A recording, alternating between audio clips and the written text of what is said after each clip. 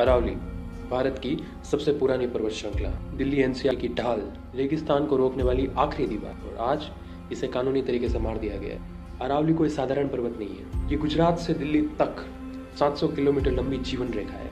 यही पहाड़ भूमिगत जल को रिचार्ज करता है, धूल भरी आंधियों को रोकता है, मरुस्थलीकरण को कंट्रोल करता है और नॉर्थ इंडिया को सांस लेने लायक बनाता है। अगर आज दिल्ली में हवा थोड़ी सी भी सांस लेने लायक है तो वो अरावली की वजह से। लेकिन अब आया है अदालत का एक ऐसा फैसला जिसे इतिहास पर्यावरण की तबाही के रूप में याद रखेगा। इस फैसले में कहा गया है कि सिर्फ वही जमीन अरावली मानी जाएगी जो आसपास की जमीन से 100 मीटर ऊंची है। सुनने में तकनीकी लगता है, लेकिन सच्चाई ये है कि 90% अरावली अब कानूनी सुरक्षा के बाहर है।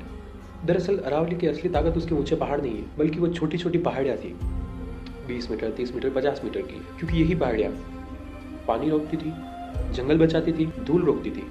और अब ये सब कागजों में अरावली ही नहीं रहेगी। मतलब साफ है, अब खनन होगा, अब ब्लास्टिंग होगी, अब जंगल कटेंगे, अब कंक्रीट खड़ा होगा, सब कुछ कानूनी तरीके से। और इस फैसले से फायदा किसे होगा? जनता को, किसानों को, पर्यावरण को? नहीं, फायदा होगा माइनिंग माफियाओं को, रियल इस्टेट लॉबी को, उन लोगों को जो पहाड़ को सिर्फ प्लॉट समझते हैं। ये फैसला विकास नहीं है, ये पर्यावरण के खिलाफ साजिश है। इसके नतीजे डरावने होंगे। दिल्ली एनसीआर अब और भी ज्यादा गर्म होगा, पानी का संकट और भी बढ़ेगा, जंगल और जानवर गायब होंगे, रेगिस्तान आगे बढ़ेगा। और ये सिर्फ पहाड़ों की मौत नहीं है, ये हमारी आने वाली पीढ़ियों की सजा है।